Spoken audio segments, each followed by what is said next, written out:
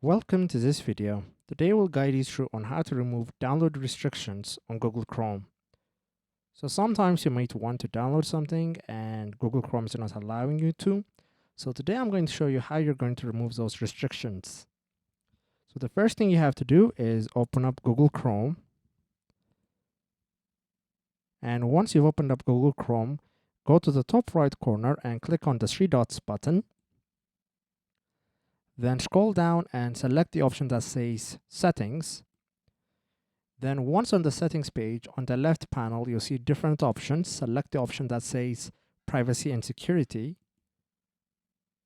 Then once in the Privacy and Security page, select the option that says Security. So right now what you need to see is the Safe Browsing section. And in the Safe Browsing section, as you can see, it is currently on Standard Protection. So what you want to do to remove restrictions is to toggle it to No Protection. So Google tries to warn us that this is not safe, and it is not. You should only turn this off if you trust the source that you're downloading the file from. So since I trust the source, I'm going to click on Turn Off. So this is how you remove download restrictions on Google Chrome. If this was helpful, please consider subscribing and leaving us a like. It really helps us out.